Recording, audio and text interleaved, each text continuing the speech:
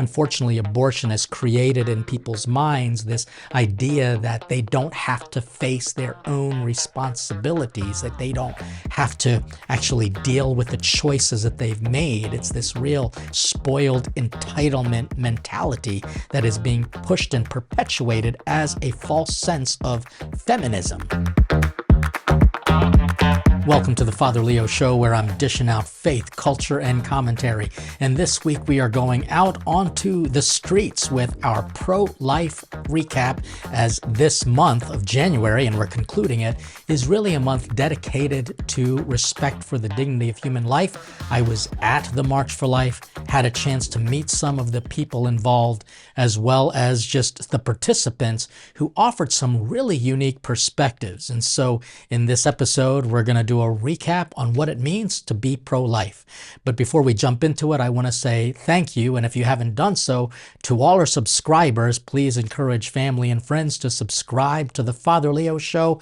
Make sure that you help us out with the algorithm by liking and sharing, and also offering us your comments, because that helps us to know if our content is helpful. But most importantly, I want to thank all of the people who are supporters to our Patreon community. Without you, we wouldn't be able to produce our shows, as well as get this culture, commentary, and our Catholic faith out to you in a way that is truly formational. And that's how I want to jump into this. You see, the pro-life movement is really an opportunity for formation. Ongoing formation, where we can learn the spirituality of what it means to be pro-life. It's a place where we can be intellectually prepared on how to defend our position as Catholics, as Christians, as believers, especially when the pro-choice / pro-abortion movement is really out there in droves, trying to make us look stupid, make us look uneducated, and more importantly, trying to win the popular sentiment for people, saying all of these emotional arguments, but really has just become irrationality. And people are using fear and emotions to make choices that are not only killing a baby, but destroying, in a sense, the hopes and dreams of many moms. And then also, this is a time for people to experience pastoral formation. Pastoral formation is actually doing something with your faith, making sure you're not just simply talking about it, but you're actually living out the Corporal Works of Mercy, which means doing things to care for pregnant women, not only standing up for unborn babies, but making sure that seamless garment argument that we're caring for life at all stages. And that's why we actually had our food truck at the March for Life. We were stationed outside of the Catholic University of America, and it was a beautiful opportunity to share our food with so many people, as well as the opportunity to be formed humanly. And this is what St. John Paul II said was one of the most challenging things that we can experience in our faith, is to make sure that our faith touches our humanity. How are we as humans being a pro-life people? And so let's just jump right into it, because I want to first show a clip of pro-life leader Frank Pavone. You all know him as the founder of Priests for Life, and he had some things to share with us that he organized a National Day of Prayer, and he gave a pro-life award to one particular person. I want you to hear about what Frank has to say. Very interesting. He's such an inspiring person, doing what he can as a lover of life. And so here's what he has to say. Check this out. Father, what a joy to see you. Thank you for what you're doing. Thank you for what you're doing. Tell me, what is the biggest kind of project or effort that you're kind of contributing to for this particular March for Life? It's the National Prayer Service. We are so happy. On the morning of the March for Life, we lead that service, and each year we give out a pro-life award. So one of the people we're going to be honoring is Mr. Mark Houck. Now, I'm sure many of your viewers will remember him as the man. He's a peaceful, prayerful father, Catholic, practicing Catholic, and pro-life activist. And his home was raided by the FBI. And it was like, what's going on here? And they tried to intimidate him with the so-called face law. You're not supposed to intimidate people at abortion clinics, all that stuff. But he was doing no such thing. He was just there peacefully praying, like so many of us do. And we want to honor him because what happened to him can happen to any of us. And the pro-life movement is a target. And like the gospel says, light came into the world. Some prefer darkness and they hate the light. And that's what we're seeing unfold right before our eyes, especially on the issue of abortion. So we're going to give Mark a pro-life award. Why do people hate the pro-life movement? Well, because it says to them, first of all, that everybody's equal. So nobody can take power. And there are people who are just power hungry. They want to control the world. They want to control the country. They want to control us. And by saying that the very smallest, tiniest, most dependent human beings are equal to the rest of us, that destroys tyranny. And it also keeps the family united. Abortion destroys the family. The pro-life psychiatrist, Dr. Philip Ney, very experienced researcher on abortion for 50 years, he says nothing is more harmful to the family than abortion. And he's absolutely right. The whole cell of society begins with the cell of the family. And the whole cell of the family begins with human cells in a mother's womb. And I'm so grateful to Frank for taking the time. He very busy that day, leading a lot of national and even international pro-life efforts. And he came and he chatted with me, and he's a good man and he's a good friend. And it was good to be able to connect with him and hear how he was honoring people who have been literally beat up at the hands of pro-abortionists, people who hate the pro-life movement so much. And what's so funny is that what they hate are just good people, just good law-abiding people. Yes, we are vociferously against the choice to kill an unborn baby. But that doesn't mean that we can't be compassionate. And I will prove it to you. There were just a lot of compassionate kids that were coming in and out of the campus area of the Catholic University of America, not there for the food truck, but those who stopped by the food truck, and there were a lot of them.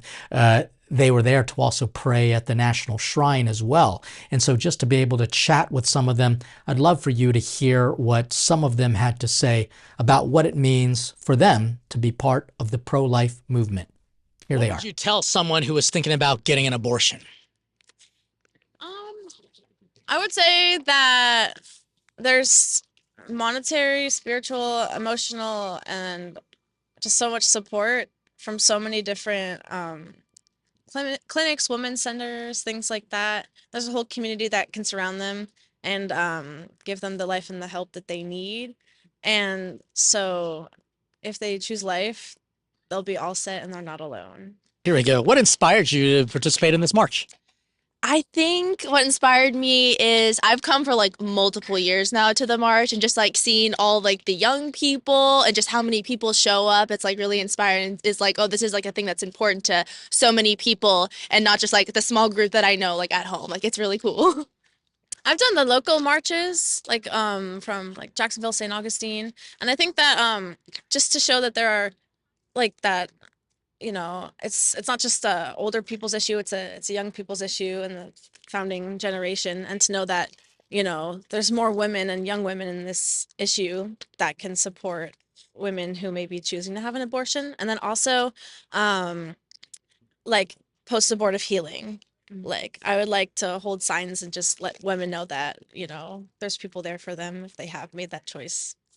I would say because being a woman, I think is really important to connect with other women and especially young women, and just how like feminism is so pushed on us now, but being pro-life is really truly being feminine.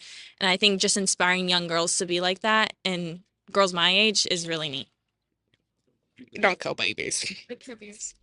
It's awesome just to see that the pro-life movement truly is filled with young people.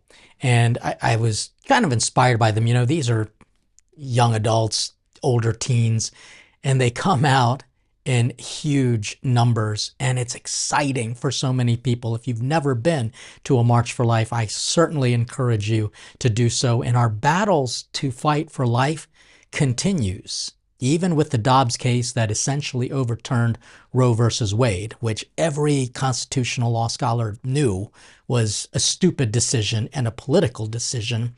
It's great to know that there are still efforts being made to make sure that young people are being educated, that they're being formed in the culture of life. And as inspiring as this is, I hate to say it, we're kind of still in the minority.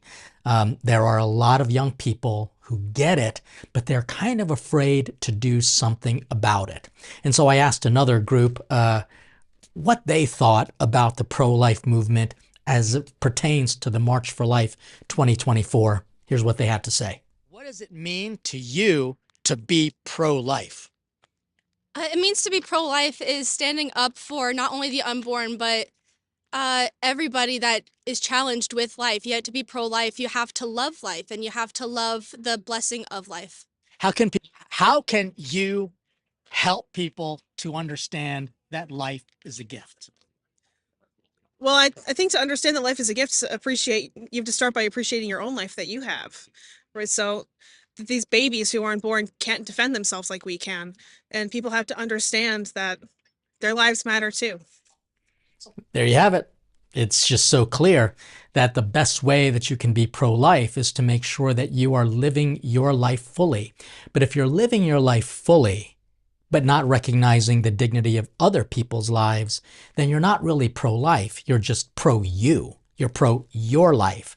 To be pro-life means that you recognize the life, and as Frank Pavone said, the dignity of every life, no matter how small that life might be. That life, that human life, is worth celebrating, honoring, and granting a certain sense of dignity. And you know what's interesting is that this is just common sense. It's just pure common sense. Unfortunately, this has been sequestered or really hijacked by the political elites.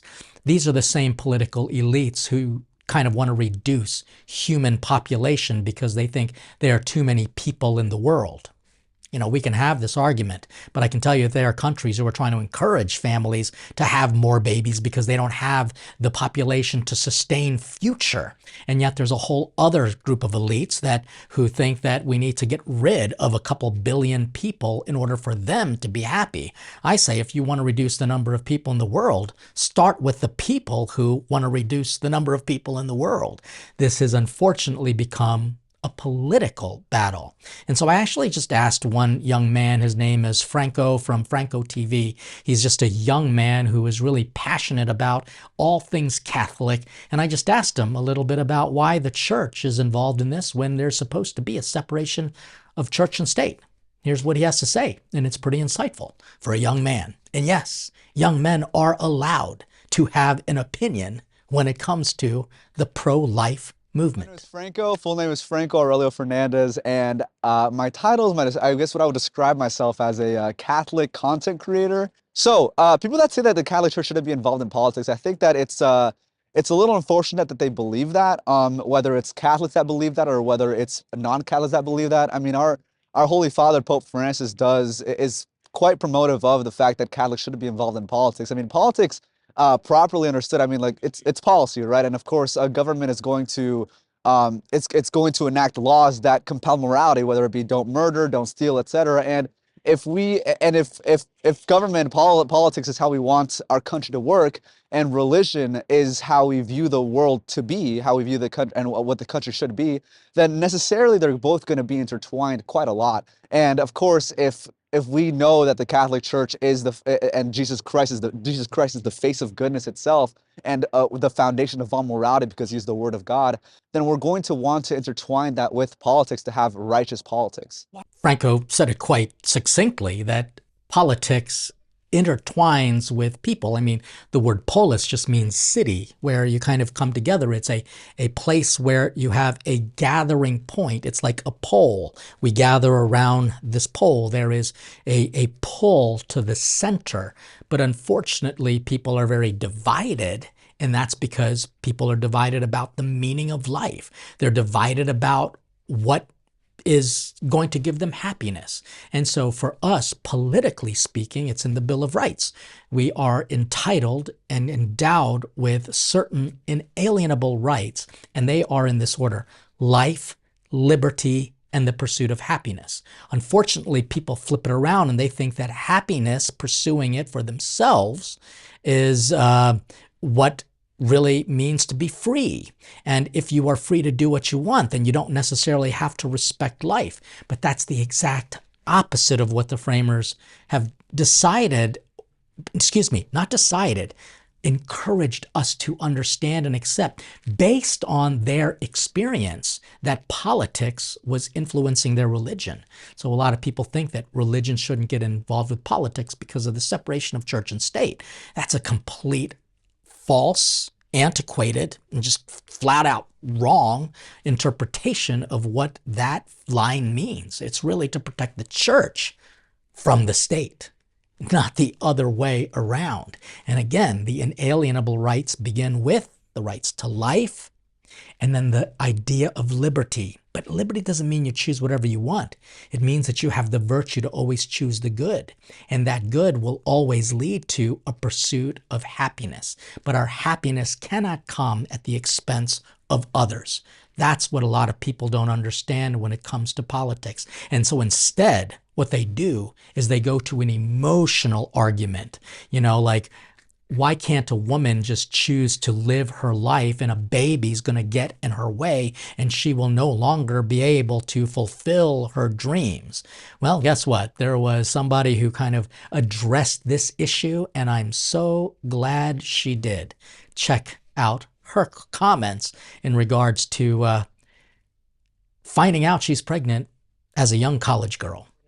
What I would tell somebody who is thinking about abortion is my own experience as a young woman who found herself with child in college back in 1991, who was mortified of what her family might think of her, attending a very liberal institution, UW-Madison. Scared that I wouldn't have a future, that the baby would have a future, that everybody would loathe us.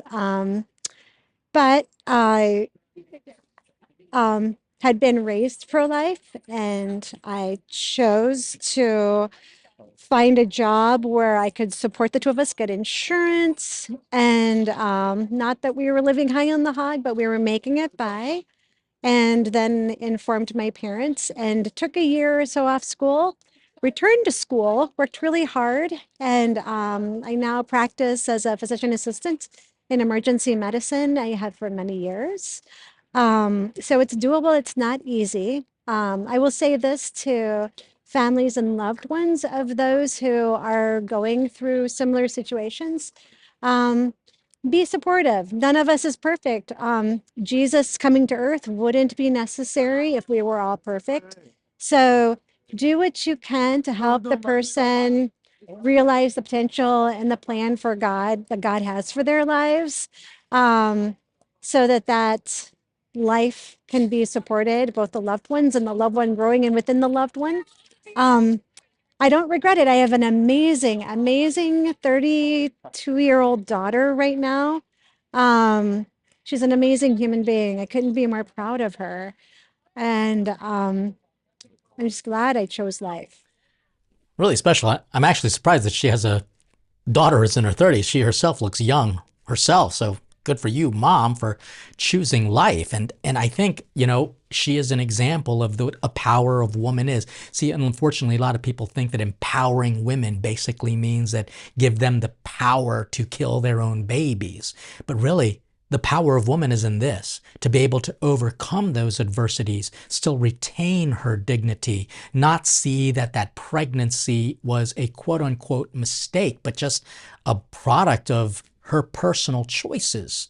And she therefore kept her responsibility. I think if you're engaged in a sexual act that can lead to a child, and you're not ready for it, then you're being irresponsible. You're not old enough to be engaged in a sexual act. But if you are involved in a sexual act, then you've got to take the responsibility. That means you have the ability to respond, and that comes with personal maturity. Unfortunately, abortion has created in people's minds this idea that they don't have to face their own responsibilities, that they don't have to actually deal with the choices that they've made. It's this real spoiled entitlement mentality that is being pushed and perpetuated as a false sense of feminism. And unfortunately, that feminism has led to a lot of women who can't find men. I mean, there are so many videos on the social media that says that feminists can't find good, loving men. And in a way, feminism has destroyed their ability to be loved as women, to love as a woman, and it's led a lot of feminists just to grow up old and lonely. And this is going to come from a comment from a young woman who came to the food truck, and she's actually not even from the United States. I think she was from Ukraine, and this is what she had to say. Okay, so my experience was this year when one speaker came to our school, and she just said about her experience when she was young. She got pregnant and she wasn't ready for the child, and she was scared, terrified. And of course, one of her options was the abortions, but she did it. But right now she's old and she's not married. So I feel that it's kind of like God's plan was to have this child. And now she really regrets it. And it's not worth it to kill what God gives you, because you need to honor that gift that God gives you. So I kind of feel her, because I just can't imagine these feelings when someone is older and he thinks about this decision that he made a long time ago, and all this she just really regrets it, and it's not worth it. Of course, she prays for this child, but this child could be in college already, or just I don't know, experience life, So I just feel that we don't have to do this. There's always options to do something to solve the problem, or find solutions to this problem. And there's always people who are ready to help you. There are always people who are ready to help you. This young woman from, I guess, again, I think she was from Ukraine, if I remember correctly. She was absolutely right. There is a regret that nobody wants to talk about, and that's why I want to not only support the pro-life movement, but also the Project Rachel groups, these groups that deal with the post-abortive stress that really has come about, and it's not only been affecting women, but also men.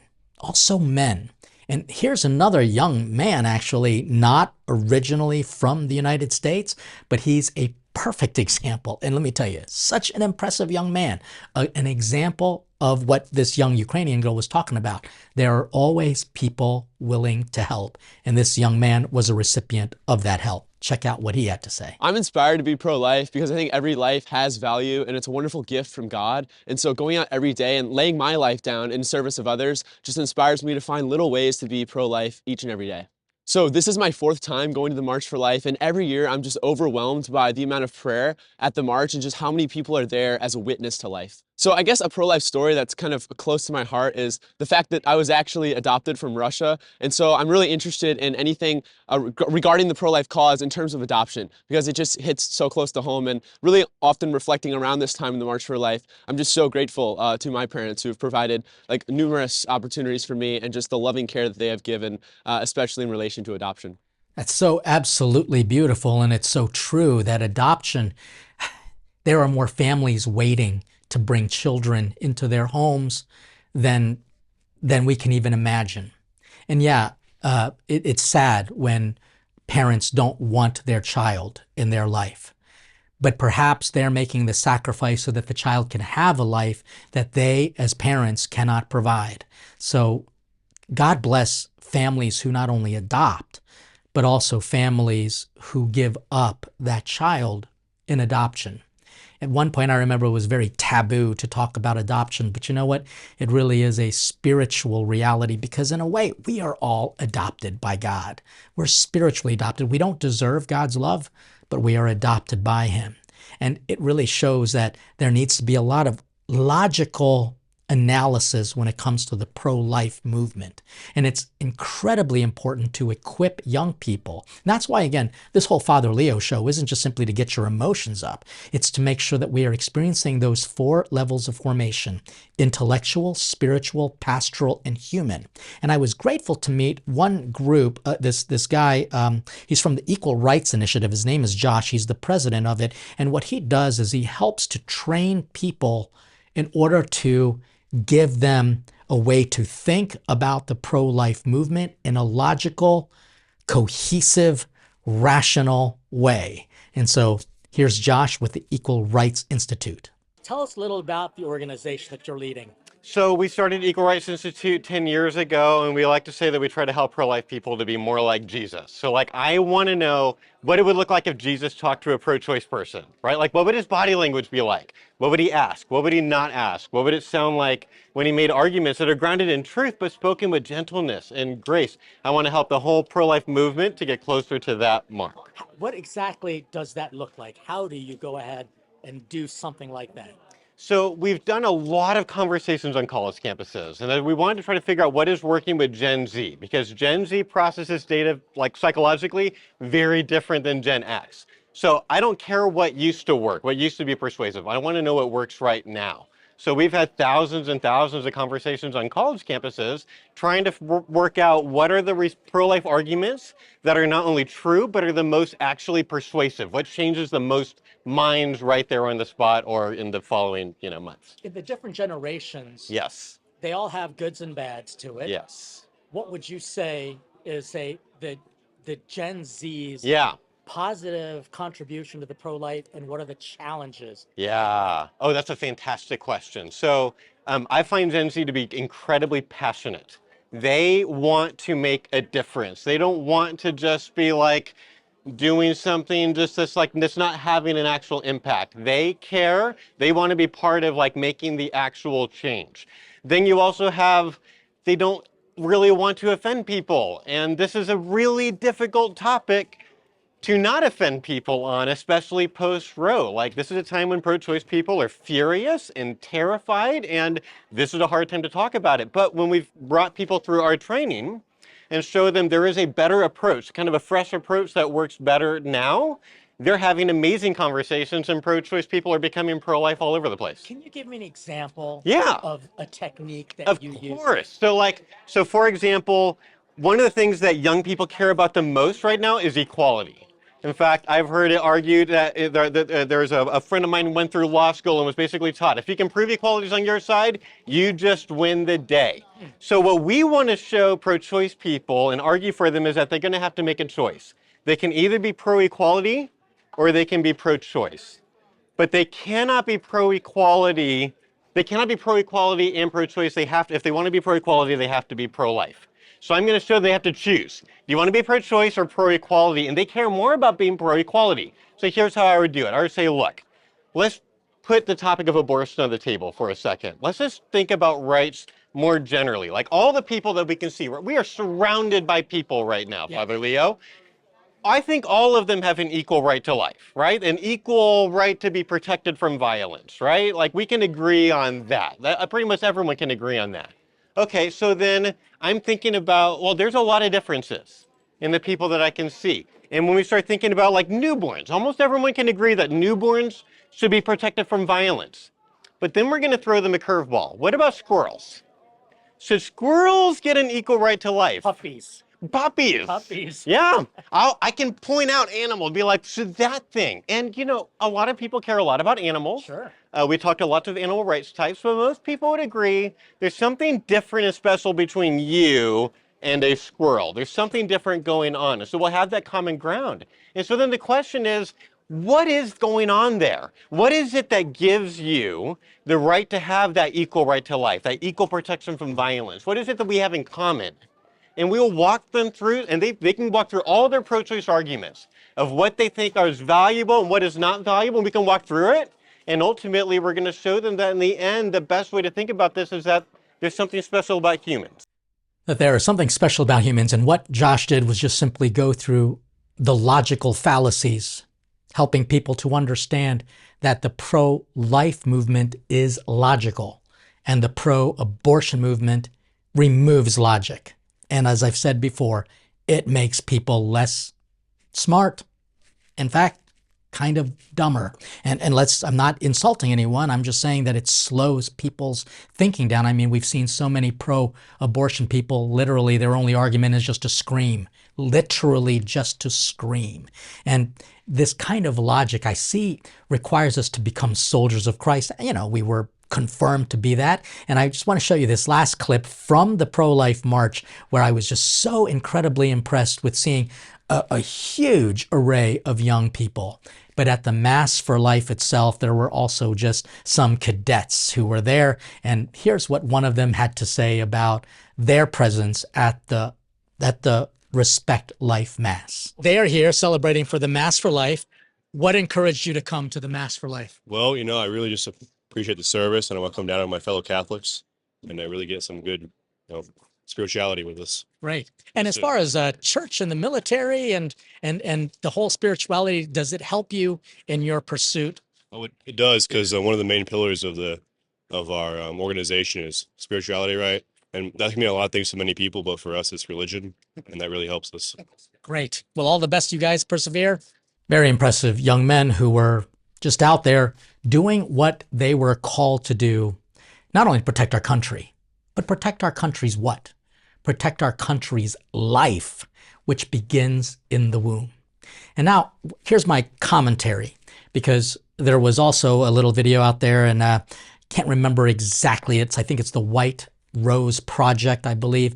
When I first saw this, I thought that they were trying to insult pro-lifers, because there's a lot of liberal media outlets that just want to make us look backward, stupid, uneducated, and just caught up in our emotions. You know, let's just, defend babies. And they just basically paint pro-lifers in a negative light. But he had a very important question, and that was, if abortion is murder, should the person who commits abortion be charged and sent to jail? So check out this little social media post.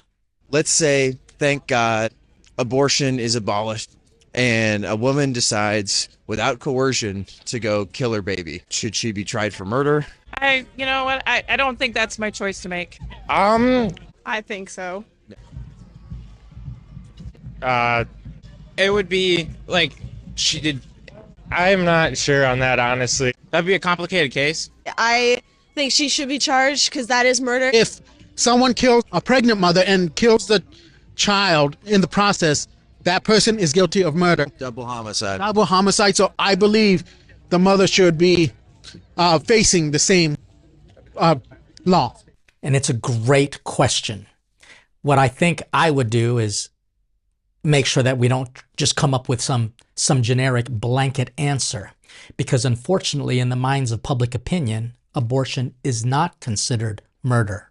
We have to first of all approach this particular question with defining what abortion is. It is killing an unborn child. And unfortunately, there are levels of murder, whether it's premeditated, first degree, second degree. There are levels of that in common law now. The same thing should be able to apply. Now, there are several ways that we have to approach this. And one is trying to understand the intent of the woman who shows up at an abortion mill to kill her baby. Is she doing it because she hates that life? No. More than likely not. It's because she's afraid of that life. But there are also repeat offenders, women who get pregnant multiple times and have multiple number of abortions. They just haven't learned their lesson. I believe that if women go through an abortion, before they do that, they need to go through some education first, which Planned Parenthood doesn't do. It doesn't plan your parenthood. It destroys it, and people leave feeling more unaware of reality. Believe that if someone is going to make a decision like this, they have to be fully educated. And then after a generation of educating, then people are going to see that it is murder and that there are consequences. But what are the consequences? We know that there are consequences with different types of murder, including, murder with cause. I can't remember exact term right now, but it is they were acting out of self-defense, and so they are not going to be liable for jail time.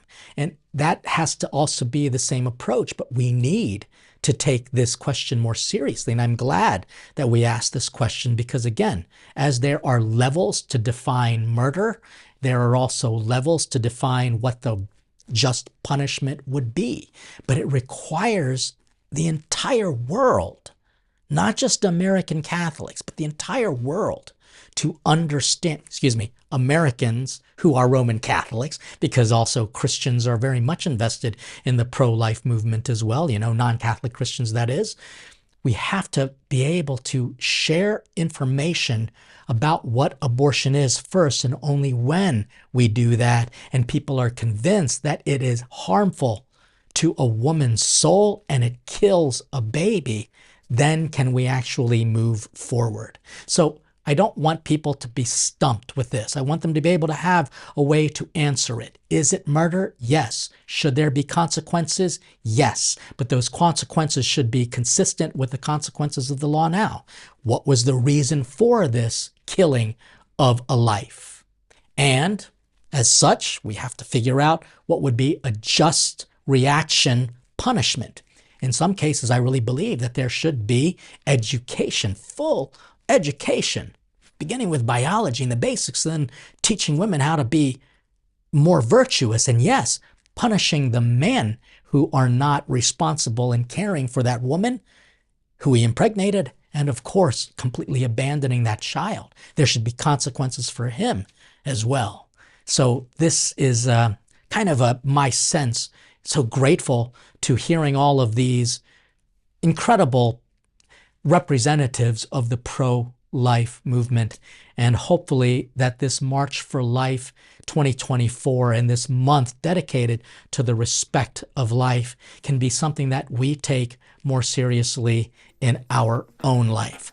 Thank you for watching. I hope you enjoyed this show. Please leave your comments and your thoughts on what it means to be pro-life. Tell us what you thought about this presentation. Make sure you let family and friends know about the show, as well as encourage them to subscribe. And please consider supporting us on our Patreon community, because without you, we wouldn't be able to continue to do what we're doing as we dish out faith, culture, and commentary. See you in our next show. In the meantime, God bless you, and stay hungry for God.